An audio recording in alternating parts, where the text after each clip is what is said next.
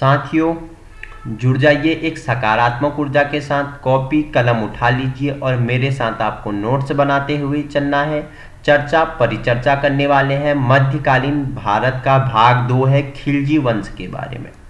इससे पहले हमने दिल्ली सल्तनत का जो पहला वंश था गुलाम वंश, उसके बारे में चर्चा परिचर्चा की थी, जिसकी स्थापना किसके द्वारा की गई थी? मोहम्मद गौरी का एक गुलाम था जिसका नाम क्या था? कुतुबुद्दीन ऐबक था। ठीक है, कुतुबुद्दीन ऐबक था, उसके बारे में चर्चा परिचर्चा की थी। वही मैंने कुतुबुद्दीन ऐबक से आपको इंपोर्टेंट बताया था कि दिल्ली का वह कौन सा सुल्तान था जिसकी मृत्यु घोड़े से गिर के चौगान खेलते समय हुई थी?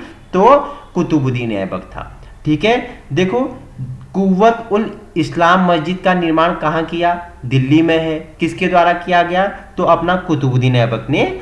किसका? कुव्वत उल इस्लाम मस्जिद का निर्माण दिल्ली में करवाया। अजमेर में अडाई दिन का झोपड़ा का निर्माण किसने करवाया? कुतुबुद्दीन ऐबक ने करवाया।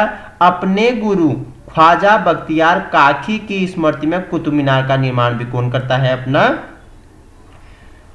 कुतुबुद्दीन ऐबक करता है। ठीक है, पोलो खेलते समय लाहौर में क्या हो जाती है? इसकी मृत्यु हो जाती है और लाहौर में ही इसे दफनाया भी गया। ठीक है, कुतुबुद्दीन ऐबक के बाद आता है इल्तुतमिश, इसका गुलाम या दामाद था। ठीक है, जो क्या करता है? चांदी के टंका तथा तांबे के जीतर नामक सिक्कों को प्रचलन में लाता है। इल्तुतमिश द्वारा क्या किया जाता है? जो कुतुब मीनार था इसके ऊपर के 3 मंजिलों का निर्माण कौन करता है? ये इल्तुतमिश द्वारा किया जाता है। ठीक है, देखो इसने क्या बनवाया था? मुइनुद्दीन चिश्ती की दरगाह किसने बनवाई थी? इल्तुतमिश ने बनवाई थी। ठीक है, तूफान ए चहलगामी या चालीसा का गठन किसने किया? इल्तुतमिश ने किया। इसके बाद रजिया सुल्तान। रजिया दिल्ली की प्रथम व अंतिम मुस्लिम महिला शासिका थी। 1236 में गद्दी में बैठती है और 1240 में अल्तुनिया और रजिया को कैंथल में मार दिया जाता है। ठीक है, इसके बाद कौन आता है?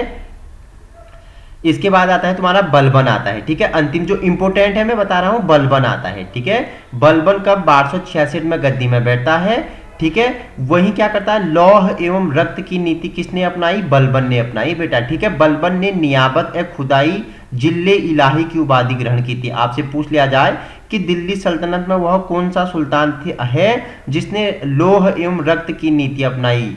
तो वो था बलबन। नियाबत ए खुदाई जिल्ले इलाही की उपाधि किसने ग्रहण की?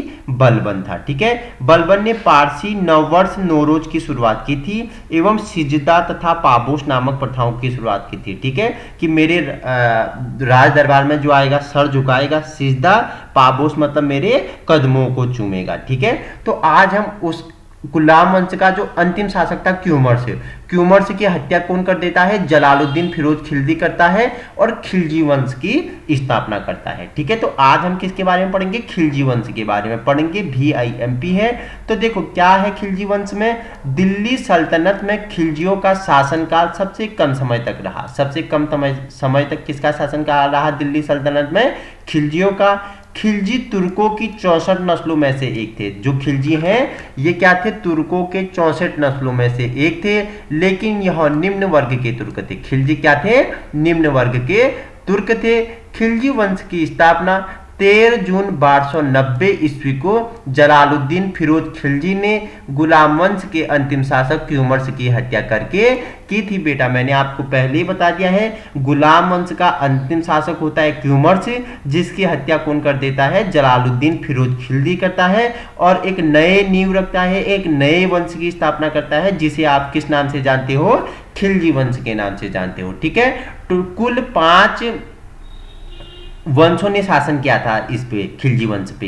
पहला था जलालुद्दीन खिलजी, जिसने 1290 से 1296 ईस्वी तक किया। दूसरा जो आपके लिए VIMP है, जहां से बेटा प्रश्न बनते हैं, अलाउद्दीन खिलजी 1296 से 1316 ईस्वी तक क्या करता है? दिल्ली के सल्तनत पर बैठता है और खिलजी वंश को चलाता है।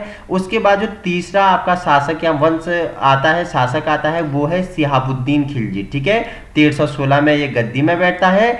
इसकी हत्या के बाद कुतुबुद्दीन मुबारक खिलजी आता है। कुतुबुद्दीन मुबारक खिलजी आता है। 1316 से 1320 ईस्वी तक दिल्ली सल्तनत पर बैठता है। उसके बाद जो अंतिम शासक सबसे कम समय तक रहता है, 15 अप्रैल से केवल 27 अप्रैल 1320 तक रह पाता है, कौन? नसीरुद्दीन खुसर शाह बेटा, ठीक है। तो यहां भी क्या हो जाता है, नसीरुद्दीन खुसर शाह अंतिम होता है खिलजी वंश की, इसकी हत्या करके इसके बाद तुगलक वंश की स्थापना होती है, ठीक है, तुगलक वंश की स्थापना होती है। तो आइए पहला हमारा किसके बारे में पढ़ना है, जलालुद्दीन खिलजी, जिनका शासनकाल 1290 से 1296 ईस्वी तक रहा, जो खिलजी वंश के संस्थापक थे। तो आइए अब जानते हैं व्याख्यात्मक रूप में, जुड़िए फटाफट, कॉपी कलम उठा लीजिए और बैठना है आपको पूरा 50 से 60 मिनट, क्योंकि वीडियो आपके लिए क्या होगा, लड्डू होगा। दिल्ली सल्तनत से आपके लिए जो मध्यकालीन भारत है यहाँ से प्रश्न बनते हैं, 2 या 3 नंबर यहाँ से आपके आने वाले हैं, ठीक है। गुलाम वंश हो गया, तुगलक वंश हो गया, लोधी वंश हो गया, सैदर वंश हो गया, सभी के बारे में हम परिचर्चा करने वाले हैं, ठीक है। पार्ट 2 है।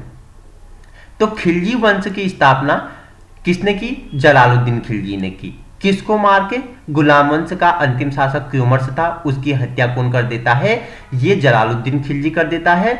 और 13 जून 1290 ईस्वी को दिल्ली की राजगद्दी पर बैठ जाता है, ठीक है। देखो किसके द्वारा, किलोखरी महल में स्वयं को क्या कर देता है, सुल्तान घोषित कर देता है। बेटा पूछ ले आपसे कि किलोखरी का महल किसके द्वारा बनाया गया, तो कैकुबार द्वारा बनवाया गया था किलोखरी का महल, ठीक है। किलोखरी के महल में ये स्वयं को क्या कर देता है, सुल्तान घोषित कर देता है और अपनी राजधानी भी कहां बनाता है, किलोखरी को बनाता है, कौन, जलालुद्दीन खिलजी। बेटा याद रखना इतना, ठीक है। VIMP है और सबसे उम्रदार व्यक्ति था बेटा ये, ठीक है। दिल्ली सल्तनत पर राज करने वाला सबसे उम्रदार व्यक्ति कौन था बेटा, जलालुद्दीन खिलजी था। 17 वर्ष की अवस्था में राजगद्दी में बैठता है बेटा। देखो क्यूमर्स को मार देता है, 70 वर्ष की इसकी क्या है, अवस्था है, क्यूमर्स की हत्या कर देता है, ठीक है। तो इतना क्रूर था क्या ये, क्यूमर्स की हत्या कर देता है 70 वर्ष की उम्र में, और कहां बैठ जाता है, दिल्ली में खिलजी वंश की स्थापना करता है। किलोखरी के महल में स्वयं को सुल्तान घोषित करता है। किलोखरी को क्या करता है, अपनी राजधानी बनाता है। किलोखरी की महल की स्थापना किसने की, तो कैकुबार ने की थी, ठीक है, याद रखना। वही नेक्स्ट पॉइंट है आपके लिए, जलालुद्दीन खिलजी के समय जो प्रमुख घटनाएं हुई थी, क्या क्या हुई थी, आइए उनके बारे में चर्चा करते हैं। जो पहली घटना हुई थी वो था मलिक छज्जू का विद्रोह। क्या था मलिक छज्जू का, देखो 1290 ईस्वी में कड़ा का सूबेदार मलिक छज्जू का विद्रोह कर दिया और उसका सुल्तान ने क्या कर दिया, दमन कर दिया। दमन मतलब उसे दबा दिया। मलिक छज्जू ने 1290 में क्या कर दिया, एक विद्रोह किया जिसे छज्जू का विद्रोह कहते हैं, 1290 में, ठीक है। कड़ा का सूबेदार कौन था, मलिक छज्जू था। इसने विद्रोह किया जिसे छज्जू विद्रोह कहते हैं। इसका दमन किसने कर दिया, सुल्तान ने इसको दबा दिया, इसे उठने नहीं दिया, इसको जन्म लेते ही इसको क्या कर दिया, दबा दिया। उसके बाद तुरंत क्या करता है, 1291 में, एक साल बाद ये क्या करता है, रणथंभौर अभियान चला देता है, ठीक है। क्या था रणथंभौर, देखो 1291 में सुल्तान ने रणथंभौर अभियान किया, लेकिन किला की सुदृढ़ता, देखो किला इतना मजबूत था ना, रणथंभौर का किला, जो हमीर देव कहाँ का शासक था, रणथंभौर का शासक था हमीर देव। इसने किले को इतना ज्यादा अभेद बनाया था कि उसे कोई भेद ही नहीं पाता था। तो ठीक है, तो कौन जाता है, हमारा जलालुद्दीन खिलजी रणथंभौर अभियान करता है, लेकिन इस किले की मजबूती को देख के इसे क्या करना पड़ता है, अपने अभियान को वापस लेना पड़ता है, क्योंकि किले की क्या थी, सदृढ़ता, बहुत ही मजबूत किला था, इसको ये भेद नहीं सकता है, कौन, जलालुद्दीन खिलजी, ठीक है, इसे भेद नहीं सकता है।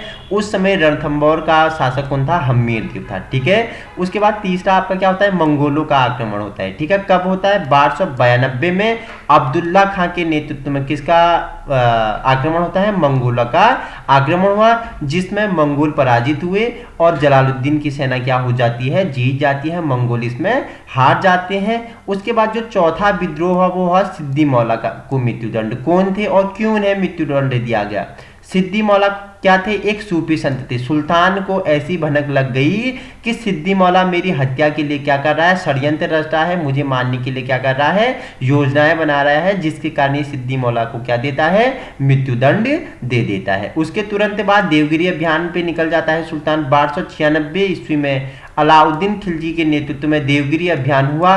इसने देवगिरी के शासक रामचंद्र देव को पराजित किया और अपार धन प्राप्त किया। ठीक है, देवगिरी अभियान ये जीत जाता है। वहां का शासक कौन था? देवगिरी का रामचंद्र देव था, उसे पराजित करता है और अपार धन ये क्या कर लेता है? प्राप्त कर लेता है। उसके बाद सिक्स आपका अंतिम है। इस समय क्या हो जाती है? सुल्तान की हत्या कौन कर देता है बेटा?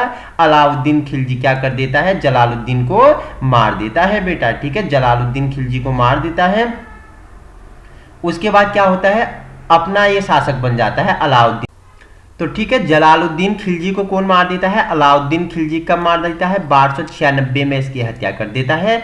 फिर अपना ये गद्दी में बैठ जाता है बेटा। ठीक है, अलाउद्दीन खिलजी का 1296 से 1316 तक गद्दी में रहता है। ठीक है, अब परिचर्चा करेंगे अलाउद्दीन खिलजी के बारे में। VIMP है, यहीं से आपके लिए क्या बनते हैं? प्रश्न बनते हैं। ठीक है, जलालुद्दीन खिलजी की हत्या उसके भतीजे और दामाद अलाउद्दीन खिलजी ने कर दी थी और 22 अक्टूबर 1296 ईस्वी को यह दिल्ली का सुल्तान बना। बेटा देखो कौन था ये, आप देखो अलाउद्दीन खिलजी कौन था? इसका भतीजा और दामाद। ठीक है, इसके भतीजे और दामाद ही से मार देते थे। बेटा उस समय राजपाट का ऐसा लालच हुआ करता था कि भाई भाई का नहीं हुआ करता था, पिता पुत्र का नहीं हुआ करता था, पुत्र पिता का नहीं हुआ करता था, भतीजा मामा का नहीं हुआ करता था। ठीक है, और दामाद जीजा का नहीं हुआ करता था। ठीक है, तो सत्ता का ऐसा लालच था, गद्दी का ऐसा लालच था, तो कोई भी किसी को मार के गद्दी पे बैठ जाता था और क्या कर लेता था? राज्य को हड़प लेता था। ठीक है, उसी सिलसिले में जलालुद्दीन खिलजी को कौन मार देता है? भतीजा और दामाद मार देते हैं और 22 अक्टूबर 1296 ईस्वी को कौन? अलाउद्दीन खिलजी दिल्ली का सुल्तान बन जाता है।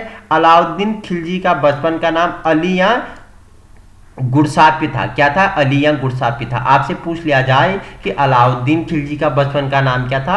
अलिया गुरसापी था, या निम्नलिखित में से किसका बचपन का नाम अलिया गुरसापी था? आपको दे देगा अलाउद्दीन खिलजी, जलालुद्दीन खिलजी, ठीक है, कुतुबुद्दीन ऐबक या इल्तुतमिश। तो आपको क्या बताना है?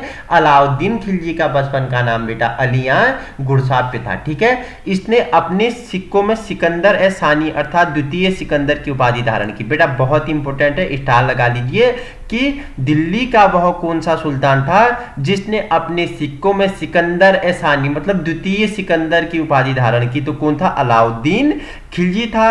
अलाउद्दीन खिलजी ने सेना को नकद वेतन देने और स्थायी सेना की नींव रखी थी बेटा। ठीक है, जहां मैंने पहले आपको बताया था कि सेना को क्या था?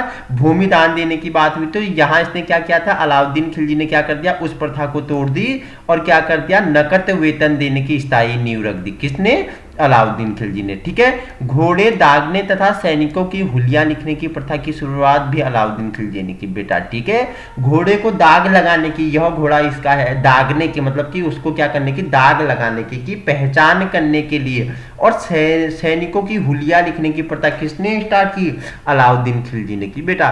उस समय ऐसे यंत्र नहीं थे कि आप फोटो खींच सकते हो, फोटो तस्वीर ले लो और रख दो कि हम सैनिकों को ऐसे पहचानेंगे, तो हुलिया लिखने की प्रथा थी उनकी। ठीक है, घोड़े दागने एवं हुलिया लिखने की प्रथा किसने प्रारंभ की? अलाउद्दीन खिलजी ने की। याद रखना इंपॉर्टेंट है। वहीं अलाउद्दीन खिलजी ने भू राजस्व कर बढ़ाकर उपज का 50% कर दिया बेटा। ठीक है, अलाउद्दीन खिलजी ने क्या कर दिया? भू राजस्व कर बढ़ा दिया, उपज का 50% कर दिया। ठीक है, इसने लूटे हुए धन जिसे खम्स कहा जाता था बेटा, पूछ लिए कि निम्नलिखित में से खम्स शब्द किसके लिए प्रयोग होता था? ठीक है, धन के लिए, भू राजस्व के लिए, सेना के लिए या जनता के लिए? तो किसके लिए खम्स का प्रयोग होता है? लूटे हुए धन के लिए खम्स का प्रयोग होता है। ठीक है, लूटे हुए धन को क्या कहा जाता है?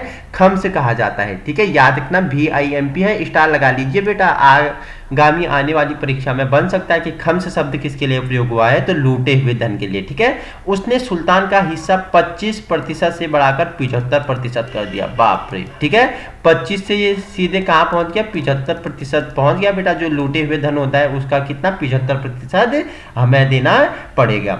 अलाउद्दीन खिलजी के जो प्रमुख क्या थे? सेनापति थे। 4 इसके प्रमुख सेनापति थे। एक था जफर खां, एक था नूरसतन खां था, उलुग खां था, मलिक काफूर था। मलिक काफूर आपके लिए क्या होता है? इंपोर्टेंट होता है। क्यों होता है अभी आपको बताता हूं। ठीक है, अलाउद्दीन खिलजी ने मलिक काफूर को गुजरात में 1000 दिनार में खरीदा, इसलिए मलिक काफूर को 1000 दिनार भी कहा जाता है। ठीक है, तो देखो कहां खरीदा? तो अलाउद्दीन खिलजी ने मलिक काफूर को 1000 दिनार में खरीदा था। ठीक है, 1000 दिनार दिए और मलिक काफूर को इसने खरीदा, जिस कारण मलिक काफूर को 1000 दिनारी भी कहा जाता है। बेटा पूछ लिए कि अलाउद्दीन का वह कौन सा सेनापति है जिसे 1000 दिनार भी कहा जाता है, तो किसे कहा जाता है? मलिक काफूर को कहा जाता है। ठीक है, उस समय सैनिकों को खरीदा जाता था, जैसे ठीक है जैसे राजपाटों को लूटा जाता था, वैसे ही जो अच्छे, क्रूर, भयानक, कुशल, ठीक है, और युद्ध नीति में पारंगत सेना होते थे उन्हें खरीदा करते थे। तो उसी सिलसिले में गुजरात में 1000 दिनार में अलाउद्दीन खिलजी किसे खरीदता है? मलिक काफूर को खरीदता है। ठीक है, अलाउद्दीन खिलजी के काल में मंगोलों के जो आक्रमण हुए, प्रमुख आक्रमण, उनके बारे में चर्चा कर लेते हैं। 1297 ईस्वी में पहला मंगोल आक्रमण हुआ। कादर खां इसमें कौन था? मंगोल आक्रमणकारी था, जिसका नेतृत्व किस उलुग खां ने किया था। ठीक है, उलुग खां ने किया। उलुग खां की सेना ने कादर खां जो मंगोल आक्रमणकारी था इसे हरा दिया और यहां से भगा दिया। उसके बाद 1299 में सल्दी क्या होता है? मंगोल आक्रमणकारी होता है, खिलजी के राज पर क्या करता है? आक्रमण करता है। जफर खां का नेतृत्व होता है। जफर खां और जफर खां की सेना से क्या कर देते हैं? यहां से भगा देते हैं। वहीं 1299 ईस्वी में कौन आता है? कुतुलुक ख्वाजा। ठीक है, मंगोल आक्रमणकारी का नाम है कुतुलुक ख्वाजा। ये क्या करता है? मंगोल आक्रमण करता है। जफर खां के नेतृत्व में क्या हो जाता है? बताओ मुझे। जफर खां के नेतृत्व में क्या हो जाता है? इसे जफर खां हरा देता है, लेकिन जफर खां इसे हरा तो देता है, लेकिन जफर खां को यहाँ क्या हो जाती है? मृत्यु हो जाती है। बेटा ठीक है, इंपोर्टेंट है। वह कौन सा शासक है जो मंगोल आक्रमण को पराजित करने के बाद मर जाता है या उसकी मृत्यु हो जाती है? तो जफर खां आपका क्या हो जाएगा? राइट आंसर हो जाएगा। उसके बाद 1303 ईस्वी में तरंगी वेग क्या करता है? मंगोल आक्रमणकारी का नाम है तरंगी वेग। यह आक्रमण करता है। सल्तनत सेना ने इसे पराजित कर दिया। ठीक है, जो सल्तनत सेना थी उसने इसे क्या कर दिया? पराजित कर दिया। उसके बाद 1305 ईस्वी में 3 क्या होते हैं? आक्रमणकारी आती हैं। अली वेग हो गया, तरतक हो गया, तरंगी वेग हो गया। ठीक है, तीनों क्या करते हैं? 1305 में मंगोल आक्रमणकारी आते हैं। ठीक है, कहाँ करते हैं? खिलजी पे क्या करते हैं? खिलजी वंश होता है जो उस पे आक्रमण करते हैं। और जो अलाउद्दीन खिलजी का क्या होता है? सेनापति। ठीक है, कौन होता है? मलिक नायक के नेतृत्व में। मलिक नायक के नेतृत्व में क्या होता है? इन्हें भगा दिया जाता है, इन्हें हरा दिया जाता है, इन्हें क्या किया जाता है? पराजित किया जाता है। उसके बाद जो अंतिम होता है वो 1306 में होता है। क्या? कुबुक क्या होता है? मंगोल आक्रमणकारी का नाम है कुबुक। उसे किसके द्वारा भगाया जाता है? मलिक काफूर, जिसे 1000 दिनार भी कहा जाता है। इसका नेतृत्व होता है मलिक काफूर। इसको क्या कर देता है? हरा देता है, पराजित कर देता है मलिक काफूर और मलिक काफूर की सेना। और कुबुक जो क्या था? मंगोल आक्रमणकारी है, ये भाग जाता है या मारा जाता है। तो ये मंगोल आक्रमण हुए थे। उसके बाद प्रमुख 3 विद्रोह हुए थे। ठीक है, 1301 ईस्वी में उसके विरुद्ध 3 विद्रोह हुए थे। किसके? अलाउद्दीन खिलजी के विरुद्ध। क्या? 1301 में प्रमुख 3 विद्रोह हुए थे। अकत खां का विद्रोह हुआ था, उमर खां एवं मूंग का विद्रोह हुआ था और हाजी मौला का विद्रोह हुआ था। ठीक है, तो 3 प्रमुख विद्रोह किसके काल में हुए थे? अलाउद्दीन खिलजी के कार्यकाल में हुए थे 1301 ईस्वी में। एक था आपका अकत खां का विद्रोह हुआ था, दूसरा आपका उमर खां एवं मंगू का विद्रोह हुआ था, तीसरा हाजी मौला का विद्रोह हुआ था। कुछ अध्यादेश जारी किए गए किसके द्वारा? हमारे अलाउद्दीन खिलजी द्वारा कुछ क्या अध्यादेश जारी किए गए। क्या क्या थे? देखो, एक सशक्त मजबूत गुप्तचर व्यवस्था की स्थापना की गई तथा बरीद एवं मुहैया या जासूस नियुक्त किए गए। देखो, अलाउद्दीन खिलजी ने क्या? एक मजबूत गुप्तचर की व्यवस्था की और बरीद एवं मुहैया में जासूस नियुक्त किए गए थे। अमीरों को पारस्परिक मेल जोल और विवाह संबंधों पर रोक लगा दी। किसने रोक लगा दी? अलाउद्दीन खिलजी ने क्या कर दी? अमीरों के जो पारस्परिक मेल जोल होते हैं, उनके विवाह संबंध होते हैं, उस पर रोक लगा दी।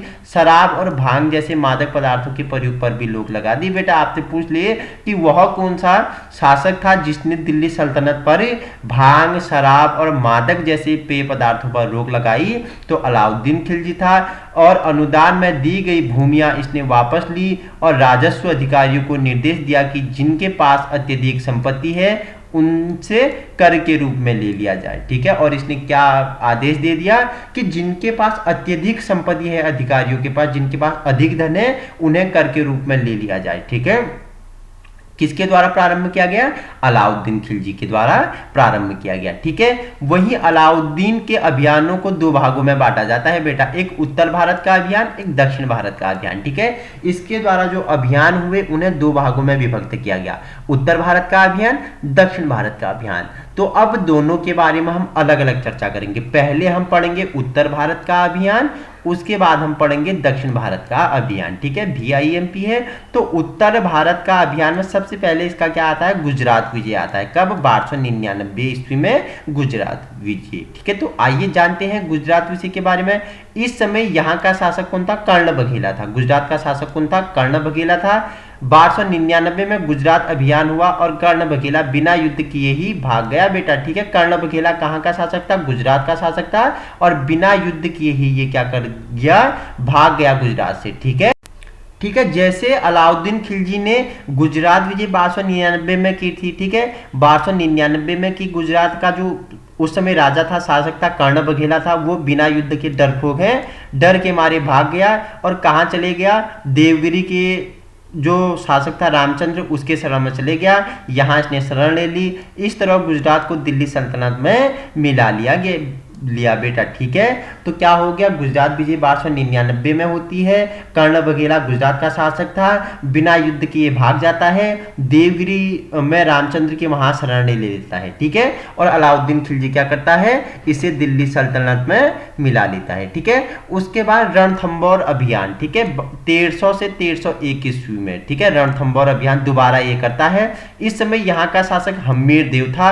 1300 ईस्वी में रणथंबोर अभियान हुआ और हम्मीर देव के मंत्री रणमल के विश्वासघात के कारण 1301 ईस्वी में अलाउद्दीन खिलजी ने किले को जीत लिया था बेटा। ठीक है, ठीक है, पहले तो जो 1291 में जो क्या करता है? रणथंबोर पर अभियान करता है। वहां तो उस समय क्या हो जाता है? इसे अपना अभियान वापस लेना पड़ता है, क्योंकि क्या था? ये किला अभेद था, इसे भेद नहीं पाता है। बाद में 1300 में क्या होता है? 1300 ईस्वी में क्या कर देता है? जो इसका सेनापति होता है, किसका सेनापति? हम्मीर देव का सेनापति कौन होता है? रणमल होता है। उसके विश्वासघात के कारण क्या करता है? क्या कर जाता है? अलाउद्दीन खिलजी को क्या मिल जाता है? ये मंत्री मिल जाता है रणमल, और रणमल सारे भेद बता देता है अलाउद्दीन खिलजी को, और अलाउद्दीन खिलजी क्या कर देता है? रणथंबोर का जो किला था उसको जीत लेता है। ठीक है, उसके बाद चित्तौड़ विजय होता है 1303 ईस्वी में। आइए, 1303 ईस्वी में चित्तौड़ अभियान अलाउद्दीन ने रानी पद्मावती के लिए किया था बेटा। किसके लिए? रानी पद्मावती के लिए चित्तौड़ विजय कौन करता है? अलाउद्दीन खिलजी करता है। और यहाँ के राजा रतन सिंह को पराजित कर दिया गया, किंतु रानी पद्मावती ने चित्तौड़ की महिलाओं के साथ जौहर कर लिया। ठीक है, देखो वहां का जो राजा था कौन था उस समय? चित्तौड़ का राजा रतन सिंह था। वो क्या हो गया? पराजित हो गया, और रानी पद्मावती के साथ यहाँ की महिलाओं ने क्या? जौहर स्वीकार कर लिया। ठीक है, उसके बाद होता है मालवा विजय होता है। कब? 1305 ईस्वी में मालवा विजय होता है। इस समय यहाँ का शासक कौन था? महलक देव था। 1305 में मालवा अभियान हुआ, जिसमें महलक देव पराजित हुआ और मालवा को सल्तनत में मिला लिया। मालवा को दिल्ली सल्तनत में मिला लिया बेटा। ठीक है, तो याद रखना उत्तर भारत के अभियान में हमने गुजरात विजय पढ़ा। ठीक है, रणथंबोर विजय पढ़ा, चित्तौड़ विजय पढ़ा, मालवा विजय पढ़ा। तो ये उत्तर भारत के अभियान थे। अब हम परिचर्चा करेंगे दक्षिण भारत के अभियान। ठीक है, इसके द्वारा दक्षिण भारत में कौन कौन से अभियान किए गए? किसके द्वारा? अलाउद्दीन खिलजी के द्वारा। उसके बारे में हम अभी परिचर्चा कर लेते हैं। ठीक है, तो पहला है देवगिरी अभियान। 1307 ईस्वी में क्या करते हैं? ये देवगिरी पर अभियान करता है। इस समय देवगिरी का शासक रामचंद्र देव था। कौन था देवगिरी का शासक? रामचंद्र देव था। 1307 ईस्वी में मलिक काफूर ने देवगिरी पर आक्रमण किया। ठीक है, मलिक काफूर ने। ठीक है, मैंने बताया कि वह कौन सा शासक था जिसको अलाउद्दीन खिलजी द्वारा 1000 दिनार में खरीदा गया? तो मलिक काफूर द्वारा। किस पे? देवगिरी पर क्या किया जाता है? आक्रमण किया जाता है। रामचंद्र देव को परिवार सहित दिल्ली में भेज दिया जाता है। रामचंद्र देव को परिवार सहित कहाँ? दिल्ली में भेज दिया जाता है। रामचंद्र देव यहाँ पर 6 महीने तक रहा और उसने अपनी एक पुत्री का विवाह सुल्तान के साथ कर दिया। ठीक है, रामचंद्र देव कितने महीने? 6 महीने दिल्ली में रहा और अपनी पुत्री का विवाह किसके साथ कर देता है? सुल्तान के साथ कर देता है। सुल्तान ने इसे 1 लाख स्वर्ण मुद्रा एवं राय राया की उपाधि प्रदान की है बेटा। ठीक है, पूछ लिया आपके राय राया की उपाधि किसको दी गई है? तो बताना है रामचंद्र देव को राय राया की उपाधि दी गई और 1 लाख स्वर्ण मुद्रा से इसे नवाजा गया। अलाउद्दीन खिलजी ने किसको नवाजा? 1 लाख स्वर्ण मुद्रा से रामचंद्र देव को नवाजा, क्योंकि रामचंद्र देव ने अपनी पुत्री की शादी सुल्तान से कर दी थी और राय राया की उपाधि भी इसे दी गई। उसके बाद तुरंत होता है तेलंगाना अभियान। 1309 ईस्वी से 1310 तक चलता है तेलंगाना अभियान। इस समय तेलंगाना का शासक प्रताप रुद्रदेव द्वितीय था। कौन था? प्रताप रुद्रदेव द्वितीय था। दक्षिण भारत के अभियान में हम तेलंगाना अभियान पढ़ रहे हैं। कौन इसका राजा था, कौन शासक था? रुद्रदेव द्वितीय था। ठीक है, इसकी राजधानी कहाँ थी? वारंगल थी। युद्ध में पराजित होने के बाद प्रताप रुद्रदेव द्वितीय बहुत से उपहार के साथ सुल्तान की अधीनता स्वीकार कर लिया बेटा इसने। ठीक है, क्या हुआ? तेलंगाना पे ये क्या हो जाता है, जो यहाँ का क्या होता है, राजा होता है, क्या नाम बताया मैंने आपको? रुद्रदेव द्वितीय हो जाता है। ठीक है, पराजित हो जाता है और बहुत सारे उपहार के साथ क्या कर लेता है? सुल्तान की जो अधीनता होती है उसे स्वीकार कर लेता है। ठीक है, होयसल राज्य पर आक्रमण होता है बेटा इसका। 1311 ईस्वी में क्या करता है? होयसल राज्य पर आक्रमण करता है। इस समय यहाँ का शासक वीर बल्लाल देव तृतीय था। कौन था? वीर बल्लाल देव तृतीय था। इसकी राजधानी द्वार समुद्र थी। इसकी राजधानी क्या थी? द्वार समुद्र थी। इसने भी सुल्तान की अधीनता स्वीकार कर ली। ठीक है, किसने? जो वीर बल्लाल देव तृतीय था, इसने भी अलाउद्दीन की क्या कर ली? अधीनता स्वीकार कर ली। ठीक है, उसके बाद क्या होता है? पांड राज्य पर आक्रमण करता है। ठीक है, 1311 ईस्वी में। ठीक है, 1311 ईस्वी में पांड राज्य पर आक्रमण करता है। इस समय यहाँ का शासक वीर पांड्य था। इसकी राजधानी मदुरा थी। इसकी राजधानी कहाँ थी? मदुरा थी। 1311 में मलिक काफूर ने मदुरा पर आक्रमण किया, लेकिन वीर पांड्य इसके हाथ नहीं लगा। यहाँ पर इसने भीषण लूटपाट की। ठीक है, यहाँ पर इसने क्या? जो मलिक काफूर था इसने भीषण लूटपाट की पांड राज्य पर, और जो यहाँ का राजा कौन था? वीर पांड्य था। वो इसका हाथ नहीं लगता, हाथ लगता तो ये इसे मार देता, इसलिए हाथ ही नहीं लगा। तो क्या कर दिया मलिक काफूर ने? यहाँ पे भीषण लूटपाट की। दक्षिण का यही एक राजा था जिसने अलाउद्दीन खिलजी की अधीनता स्वीकार नहीं की बेटा। ठीक है, दक्षिण अभियान का एक यही राजा था जिसने इसकी अधीनता स्वीकार नहीं की थी। ठीक है, याद रखना कौन था? कि दक्षिण भारत के जो युद्ध हुए, अभियान हुए, उसमें कौन सा वह राजा है जिसने सुल्तान की अलाउद्दीन खिलजी की अधीनता स्वीकार नहीं की? वो कौन था? आपका वीर पांड्य था। ठीक है, क्योंकि हाथ ही नहीं लगा वो। ठीक है, अब देखो खिलजी की बाजार नियंत्रण नीति। ठीक है, खिलजी ने कुछ बाजार नियंत्रण नीति, जो बाजार था, बाजार में जो वस्तुओं का क्रय विक्रय होता था, बाजार में जो प्रतिस्पर्धाएं थी, बाजार में जो क्या होता था, नीतियां चल रही थी, उनके लिए इसने एक बाजार नियंत्रण नीति की क्या की गई? घोषणा की। देखो क्या थी वो? इस संदर्भ में बन्नी उल्लेख करता है कि बाजार नियंत्रण नीति सेना की सुविधाओं के लिए लागू की थी। ठीक है, बन्नी एक इतिहासकार है, उसने क्या बोला कि जो सुल्तान द्वारा क्या खिलजी ने जो क्या किया, बाजार नियंत्रण नीति का आरंभ किया, वो क्या की कि सैनिकों की सुविधाओं को देखते हुए किया गया। ठीक है, बाजार नियंत्रण नीति को दो सिद्धांतों पर आधारित थी। ठीक है, जो खिलजी का बाजार नियंत्रण नीति थी ये दो सिद्धांतों पर आधारित थी। एक था उत्पादन लागत के आधार पर वस्तुओं का निर्धारण, दूसरा था बाजार में आम जरूरतों की वस्तु की कमी न हो। ठीक है, दो सिद्धांतों पर आधारित थी। उत्पादन लागत के आधार पर वस्तुओं का निर्धारण हो। ठीक है, उत्पादन लागत मतलब कि वस्तुओं को बनाने में कि कितनी लागत आई, कितना व्यय आया, उसी के आधार पर वस्तुओं का क्या हो? मूल्य निर्धारण हो बेटा। ठीक है, ऐसा नहीं कि 10 रुपये का वस्तु बना तो आप उसे 100 में बेच दो, नहीं।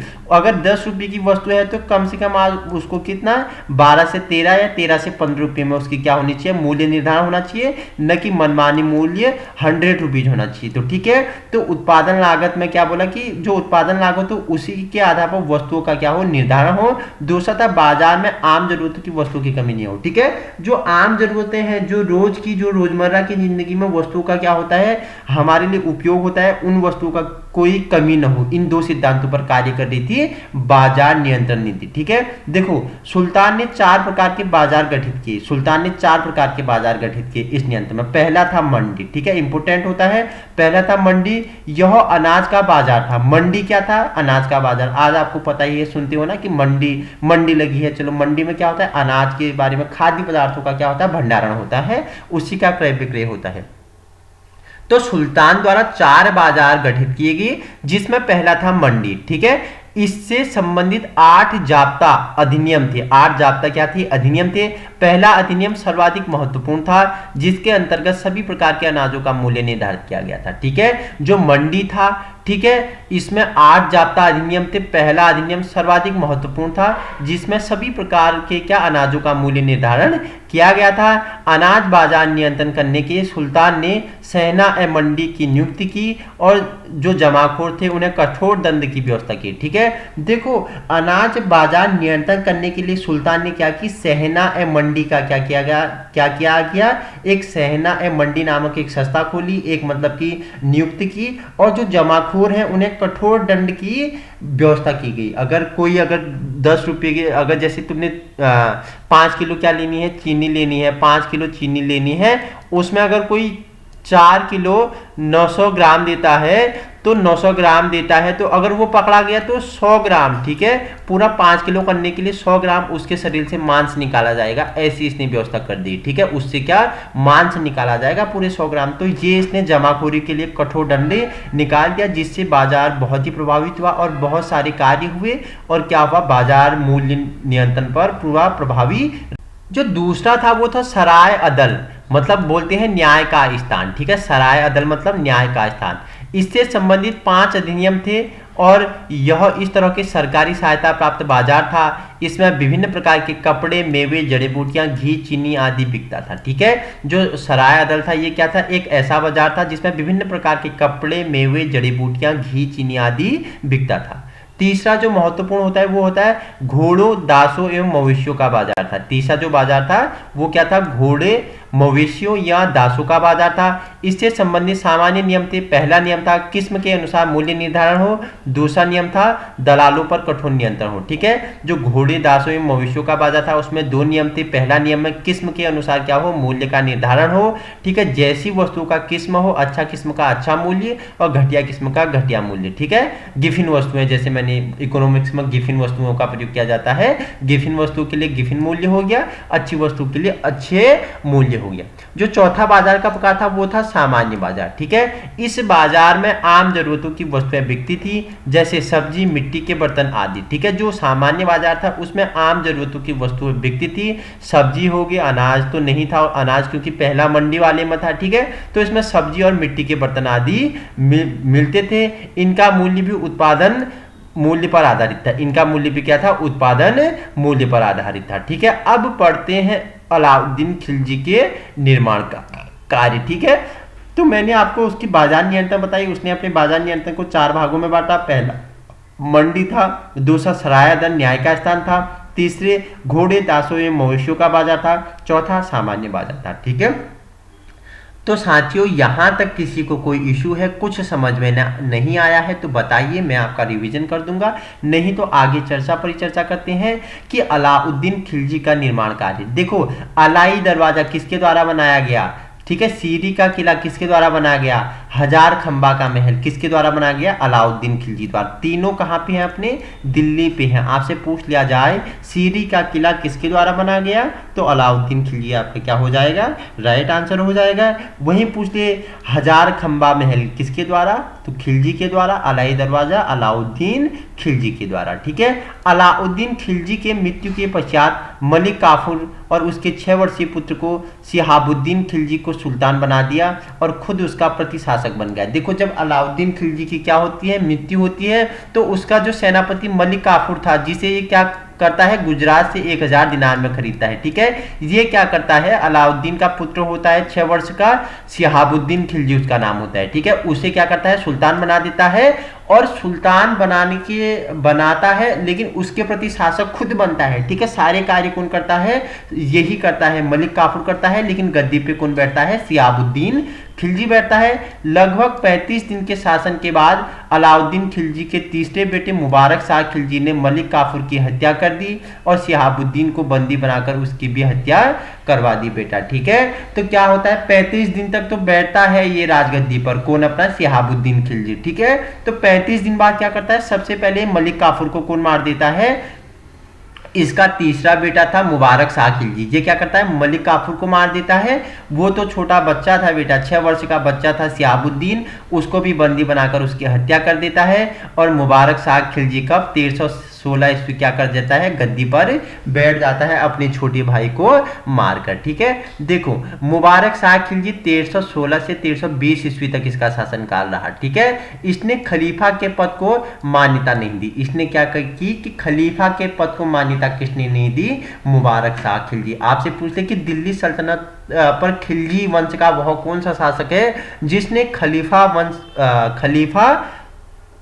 पद को मान्यता नहीं दी, तो मुबारक शाह खिलजी था। ठीक है, तो आगे परिचर्चा करते हैं। स्वयं को खलीफा घोषित कर दिया बेटा इसने। ठीक है, स्वयं को खलीफा बोल दिया कि मैं ही खलीफा हूं। किसने कह दिया, मुबारक शाह खिलजी क्या बोलता है, मैं ही खलीफा हूं। ठीक है, देखो इसका मानसिक संतुलन ठीक नहीं था बेटा, पागल था। ठीक है, मेंटली डिस्टर्ब था बेटा। क्यों था, देखो यह कभी दरबार में क्या कर देता था, महिलाओं के वस्त्र पहन कर आ जाता था, तो कभी नग्न आ जाता, निर्वस्त्र आ जाता था, क्योंकि इसका मेंटली ये डिस्टर्ब था। अपने छोटे भाई को मरवा दिया, किसने, मुबारक शाह खिलजी ने। ठीक है, क्या बोलता है कि मैं ही खलीफा हूं, स्वयं को खलीफा घोषित करता है।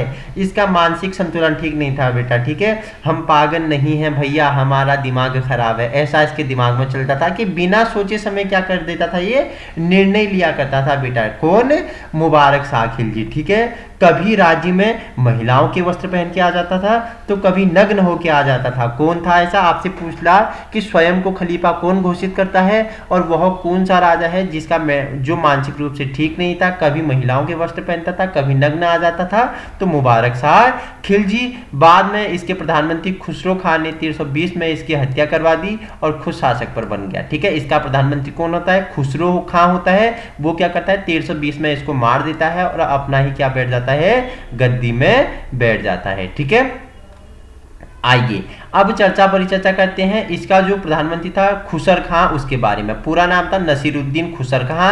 यह 15 अप्रैल से 27 अप्रैल 1320 तक क्या रहता है, गद्दी पर रहता है। सबसे कम रहता है बेटा। ठीक है, देखो इसने क्या बोला कि जो नसीरुद्दीन खुसर खां था 15 अप्रैल से 27 अप्रैल 1320 ईस्वी तक बस कुछ ही दिन का शासक रहा। उसके बाद इसकी हत्या करवा दी गई और खिलजी वंश को खत्म कर दिया गया। उसके बाद क्या कर दिया गया, इसकी हत्या कर दी गई। कब, बताओ मुझे, कब इसकी हत्या कर दी गई, 1320 में इसकी हत्या कर दी गई और खिलजी वंश का क्या हो जाता है, यहाँ पे समाप्त हो जाता है। खिलजी के वंश के बाद क्या आता है, बताइए मुझे, तुगलक वंश आता है बेटा। ठीक है, तुगलक वंश आता है। तो तुगलक वंश याद रखना कि तुगलक वंश आता है 1320 से 1398 ईस्वी तक चलता है। कब चलता है, 1320 से 1398 ईस्वी तक चलता है।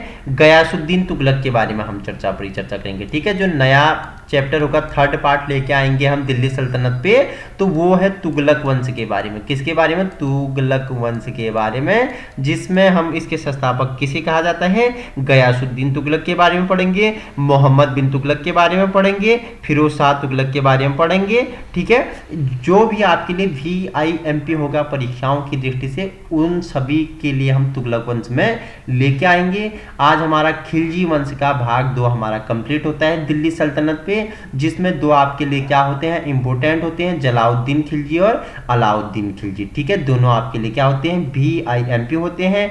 मध्य भारत का इतिहास, मध्यकालीन भारत के बारे में परिचर्चा कर रहे थे हम, जिसमें हमारे 2 भाग हमारे कंप्लीट हो गए हैं। गुलाम वंश हो गया, खिलजी वंश हो गया, हमारे 3 भाग और रह चुके हैं। तुगलक वंश हो गया, सैयद वंश हो गया, लोदी वंश हो गया। ठीक है, कल आपके लिए मैं तुगलक वंश लेके आऊंगा, उसके बाद नेक्स्ट सैयद वंश हो गया, फिर लोदी वंश होगा। ठीक है, तो इसी प्रकार की वीडियो पाने के लिए आप हमारे YouTube चैनल बिहेवियर एजुकेशन उपकार की क्लास में क्या हो सकते हो, संलग्न हो सकते हो।